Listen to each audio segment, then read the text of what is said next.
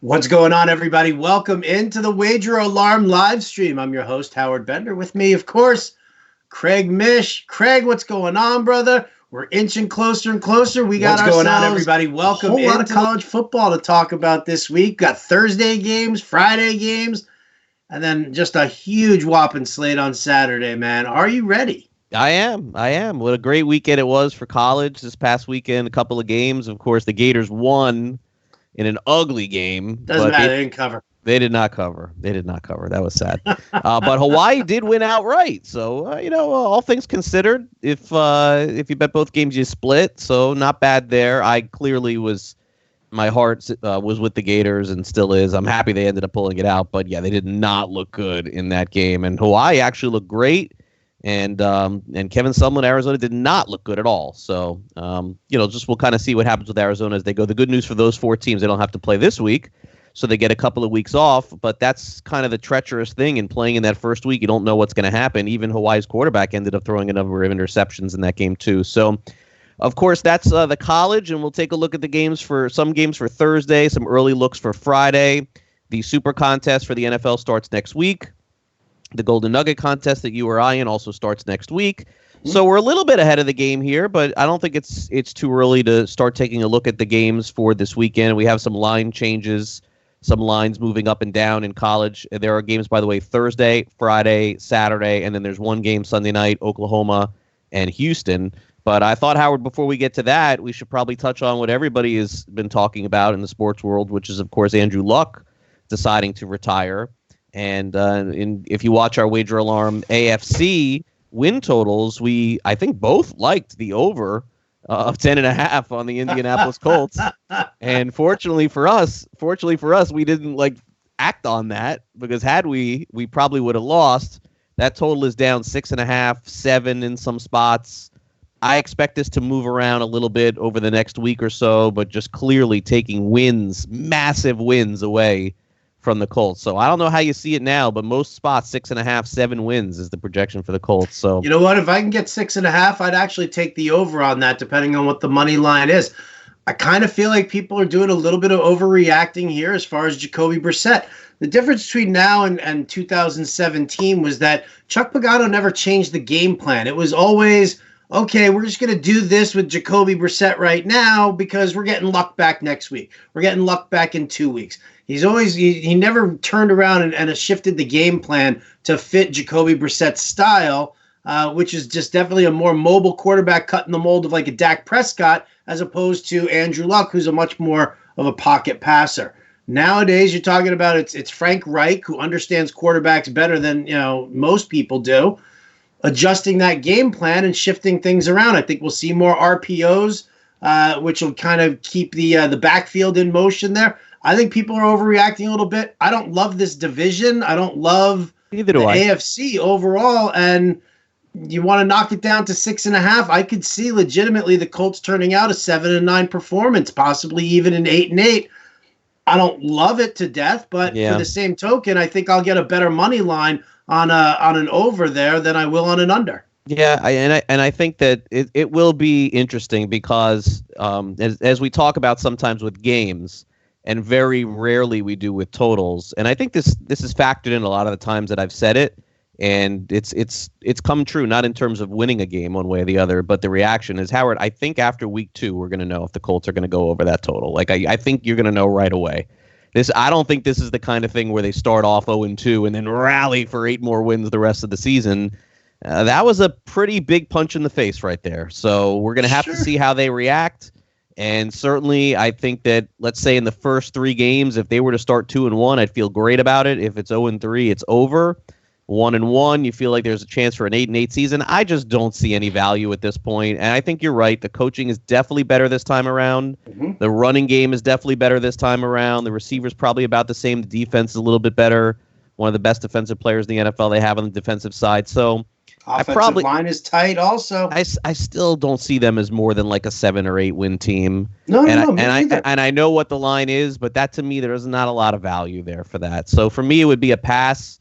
And if it was losing him Luck to an injury, I probably would still want to go over on that. But just what these guys must be thinking and their mentality going into the first and second game.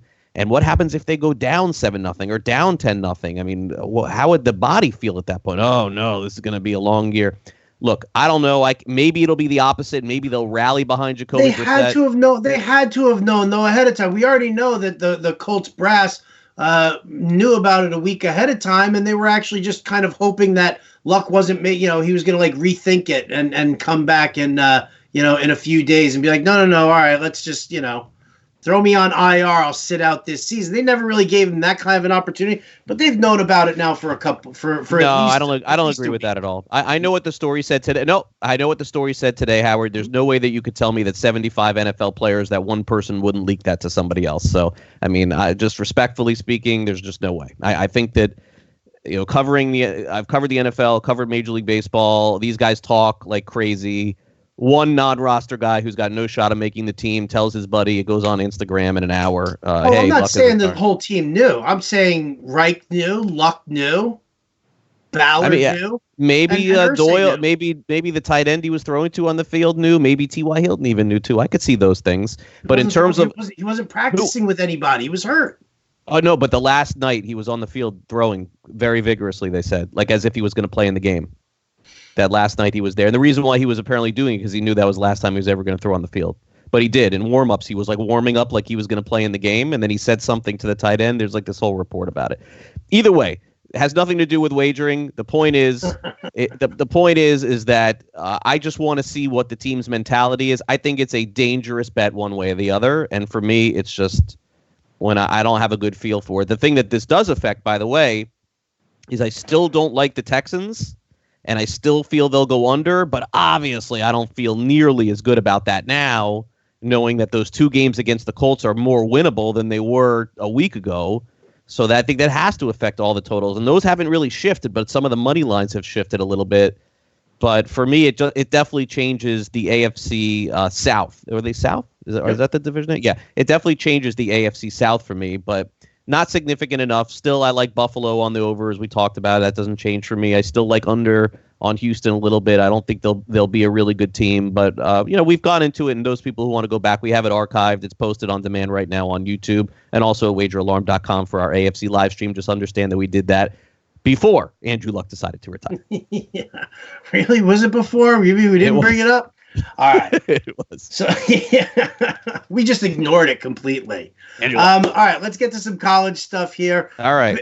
Pretty big slate. It's like 15 games on Thursday here. Yeah. One of the games that we kind of talked about though last week that we were leaning towards was Utah at BYU, and you made some really great points there as far as the fact that these guys all know each other, that these guys all grew up playing side by side and against each other throughout the time, one of these inter-Utah type games here. We've got Zach Moss, who's, you labeled as a dark horse Heisman candidate here if you're going to actually look at a running back. What's the line on this one now? It's moved up a little bit. Utah's now -5.5 at BYU. There are some people that really like the underdog in this matchup too, given the fact that, again, it is a rivalry. And as we talked about on last week's live stream, in case you missed it, the last 8 games that these two teams have played, it's come down to the final possession of the game. So at the very least, some people are kind of leaning toward BYU. And the other thing, Howard, that you got to factor in, again, depending on where you're playing, if you're playing online, you get to that 5.5. You're creeping towards 6 at that point. And you could buy that half point. You're getting 6 points at home in a big rivalry game. And to me, it does shift a little bit. Utah's defense is obviously among the best in the country, but certainly when we do this live stream on Friday night, we'll have a chance to take a look at it. But certainly right now, it looks like the money's in on Utah. Speaking of rivalry games, by the way, and kids that know each other, always opening up the season, or at least the last few years, on Friday night. Colorado State is going to play Colorado. So this is kind of a similar situation, with the exception of there are some folks that think that Colorado State is the worst team in all of college football this year. So, now Colorado's not that good either, but CSU ranked last in almost every statistical category in the country last year. Rushing defense. They lost another player to academic eligibility this week. Their head coach, Mike Bobo, was ill during their fall practice, so he missed a lot of that time. Most people, even their win total, I think, is like 3 or 3.5. Some people feel they're only going to win 2 games this year. The only problem is that the Buffaloes aren't really that good either. They're not projected to be great, so we'll know very early on just how bad Colorado State is. Right now, Howard, the line is Colorado minus 13 or 13.5. Well, I think if Colorado State was that bad, then wouldn't it be at least a 2-touchdown thing? I think it's more of an indictment on Colorado and the fact that, again, it's a rivalry game. Everyone's familiar with each other. They play each other a lot. So where would you lean, though? Would you lean getting the points or giving the points? I would lean giving the points here because if CSU is that genuinely that bad, there's no way that I could side with the underdog. Now, again, I believe Colorado's season win total is only about 5.5, which doesn't make them that much better than CSU, but I would probably lean toward the favorite. I will say this, after watching those first 2 games in college last week, I think in some environments you got to be really careful. It is hot all around the country.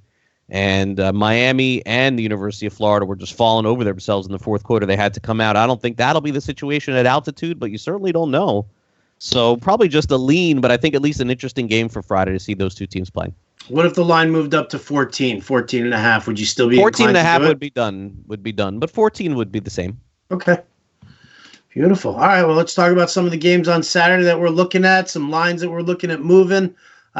Starting off with, how about Duke at Alabama? Duke was one of my teams that I actually liked their over. I think it was like 6.5 was the over, and I liked them in this one. This was actually obviously a game that I was automatically conceding. Yeah, them going up against Alabama, and Bama now a 5-touchdown favorite in this one here. Yeah.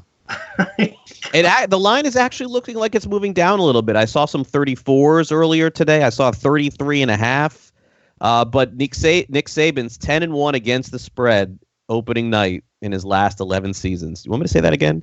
10-1 against the spread the last 11 years opening night. So we don't know what kind of Duke team we're gonna get, but this is I don't think this is the time to roll with the dog here. I just don't. It's probably a pass for me. Anytime I'm looking at a spread that's in the 30s, I think you really got to look at a team that's like severely mismatched. For example, this week, Florida Atlantic plays against Ohio State. So that's a little bit of a different scenario for me because FAU is not even in the same stratosphere as Ohio State. Duke is a ACC team, and so they're not supposed to lose by 5 touchdowns. ACC team which prides themselves on defense. Their offense, on the other hand, that's a different story. Yeah, I don't know that they're going to score 2 touchdowns in this game. So yeah, that's kind of where. But again, we'll have our picks Friday. But at the very least, I'm just running it down here as to what we're seeing.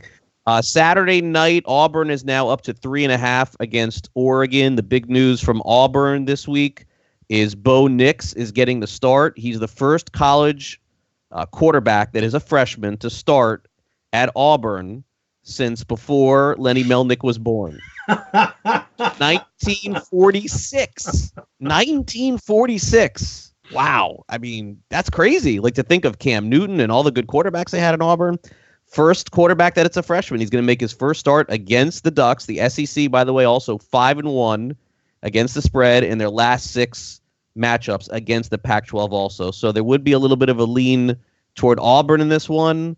I don't know if I'll make a pick on Oregon, but I would lean toward taking the 3.5 points. I don't know if Oregon can win this game, but I have a lot of confidence in that quarterback and that offensive line, and I just don't think Auburn blows them out. I think it's a close game. I think it could be a 3-point game, so surprised it went to 3.5 here a little bit. I would be inclined to buy a 0.5 point and get it even to 4. Oh, nice. Okay. Beautiful. Let's look at some of the other early leans we're looking at here. Toledo at Kentucky. It's Kentucky minus 12. What a surprise that program was last year. I mean, that really kind of came from out of nowhere. It helped us a lot. Oh, we rode that. I mean, I rode that like a Kentucky. Yeah. Benny Snell, Kentucky, 1,700 yards. You had a great year. Right. Yeah. So Kentucky, they're down a ton of starters. I don't think they deserve to be 2 touchdown favorites in this game. Toledo won the MAC last year. They won their division. So this was a stat I couldn't believe. And this is a little bit of a trend, and it just kind of shows you. I think Kentucky's living a little bit. Their spread's living a little bit off last year. The Wildcats have not covered 10 straight games as a favorite. That's a lot. So I think this could be one of the games that I may go with this week. I may take Toledo in this matchup. Maybe Kentucky wins, but wins by a little. I could see Toledo go into Kentucky and winning. This is not the same team as it was last year.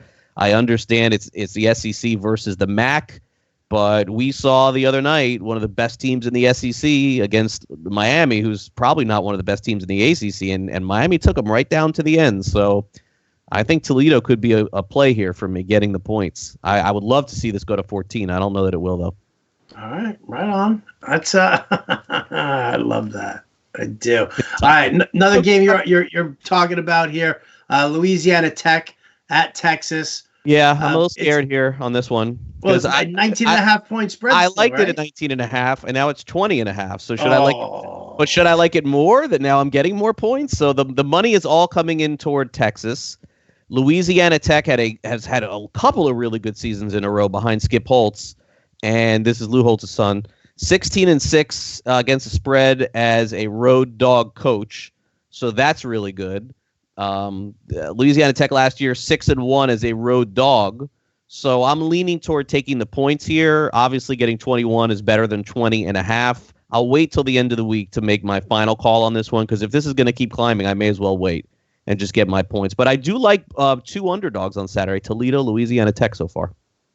Toledo and Louisiana Tech. Yeah, can't take all favorites. It's no fun. What are you talking about? The favorite always wins, Craig. All right, so we got a couple of leans here early on. We got some interesting stuff. Well, I mean, do you want to make a call here at all on Utah BYU, or you're going to take BYU? No, I'm gonna wait till Friday to make the final call on these. If there's a line that I would lock in, I'd love to make the final call on the Utah BYU game on Friday as well, but they're playing Thursday. Oh, it's Thursday. That's right. I mean, it won't be a bet for me. Mm-hmm. Didn't I say I would take the under in that game, if I'm not mistaken? I do believe you said taking the under. You love Utah's defense there. Yeah, I'll do that. Let me double check. So you take the under on that one.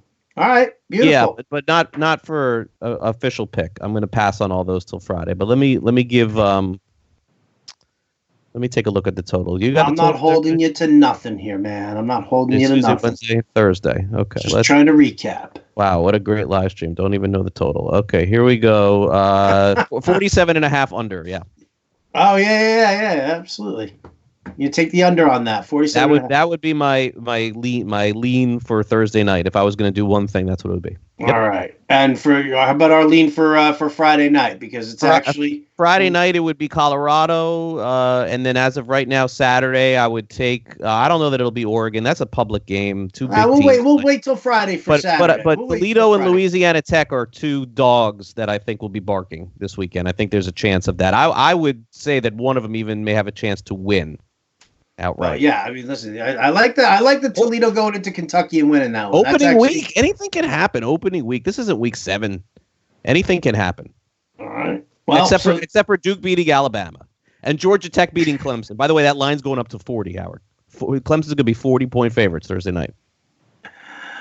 That's great. I'm glad in our college football league that you got me into, I got me some Trevor Lawrence there. Yeah, and guess what? I got the Gators. They sacked Miami 10 times, the Gators D. I check in with John Laub. None of the games count last week. They all start this week. Oh, thanks. Great.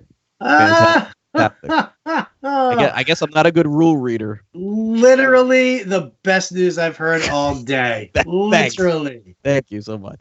Your pain is my joy, and I appreciate that. Let's talk. You've got a couple of wins totals for college that you actually want to revisit. You want to go back and plant your flag here. The first one, I'm with you 100%. The second one, I'm scratching my head a little bit. So explain, and let's start with Georgia Tech.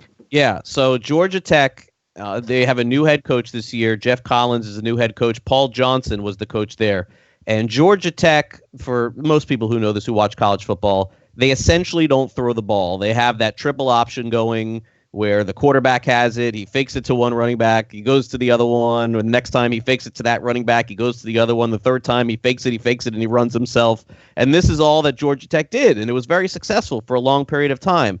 But as college football evolved and the players got faster, especially on the defensive side of the ball, that offense is a little bit antiquated. Now, you could get away with it with Army, and you can get away with it at Air Force and Navy, and again in the military academies. They're not going to recruit, Howard, those high end, really top guys, and so they have to make the best of what they had.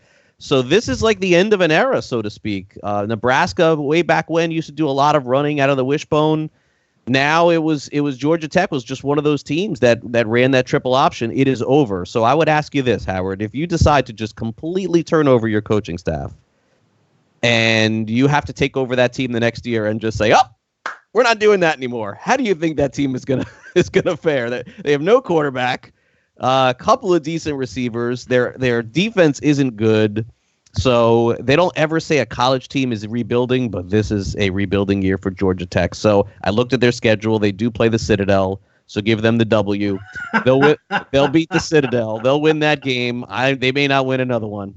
So I'm going to go under 4 wins for Georgia Tech. It's really sad, and for the kids there, they're going to have to endure a tough one. It's not their fault, but what are you supposed to do? I mean, all of a sudden, just completely change your offense in 3 months. Remember, this isn't the NFL where you got all these OTAs and these kids go to school. Hypothetically, they go to school and they're in class. And oh yeah, they're in class. They're seriously, they're hanging out in the library the entire time. So I'm adding this one. I'm adding this one because again, this is the last week for college totals that we can talk about it because after this week it's irrelevant. You'll have to get it. So I'm going to go under on Georgia Tech, under 4 wins. Under 4 wins? I'm with you on that one there. As far as the plot line goes, you were somewhere in between Scott Bakula in Necessary Roughness and Rick Moranis coaching the Little Giants. Thank you for those references. Kind of right where we were. All right, so I'm with you on the Georgia Tech under 4 wins here.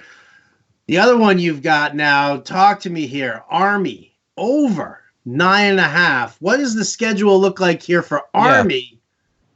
Now, you think they're going to get these wins? Now, remember, I know this is really jogging the memory here, but the last time we talked about Army, Howard, was before we did the bowls.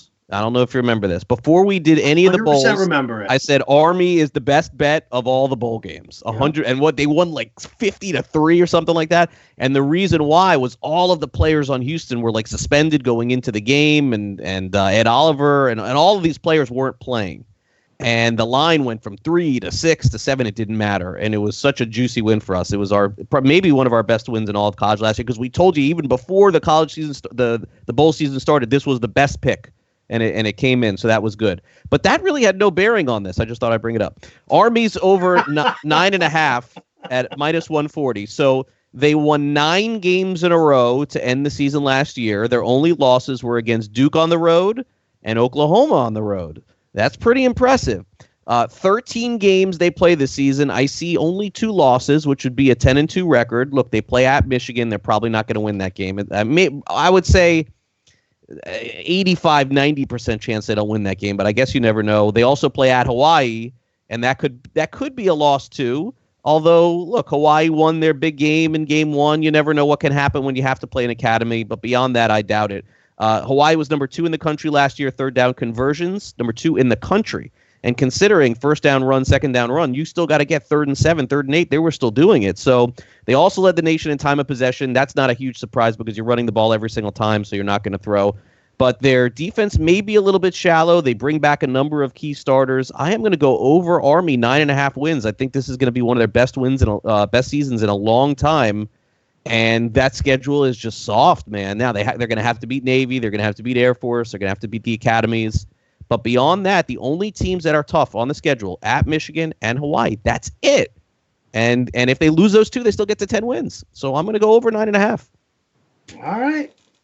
Okay. Listen, Army was good to us last year, no doubt about it. I honestly, the best part about betting on the Armed Forces games that you ever told me was that opposing coaches don't run up the score. No, they don't. Yeah. So if the spread's too big, take the academy. So yeah, I'm totally fine and with the other that. team that doesn't do that is Notre Dame. Yeah, they don't do it.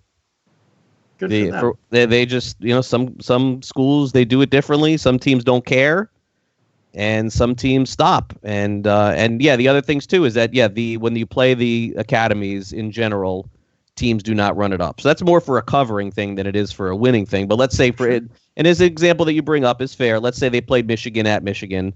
And the score in the second quarter is 33-7. the score may end up being 40-14 because they just kind of shut it down at that point. They don't want to embarrass Army. They don't want to embarrass Air Force. And that's just a good little tidbit to know, especially for those really big lines. And that happened. It played out last year, right? In one of the games. I think we took Navy plus like 20.5 against San Diego State. We ended up right, and they covered. It was Navy against Notre Dame. It was Navy against Notre Dame. Yep, 100%. And Notre Dame crushed them. I remember we were texting. We're like, "Oh, this is the worst pick of all time." I'm like, "Yeah, you're right. It was terrible. I don't know what I was thinking." And then Notre Dame just stopped, right? Like they just stopped, and then they covered. They covered. I think they covered by like a point, something like that. So yeah, so Friday night we'll be back here and we'll give our final picks, and then next Tuesday we'll come on and we'll talk about our leans for the Golden Nugget contest. We have 7 picks there. Our leans for the Super Contest, and then 1 week from Friday, we make our first Super Contest picks. This is it. So enjoy, guys. We'll be back on Friday night, and enjoy your Labor Day weekend. All business when we return next Tuesday as well, as if we're not all business right now. But that's going to do it. Big thanks to our producer, Matt Sells. For Craig Mish, I'm Howard Bender. Thanks for tuning in to the Wager Alarm live stream, and we'll catch you next time.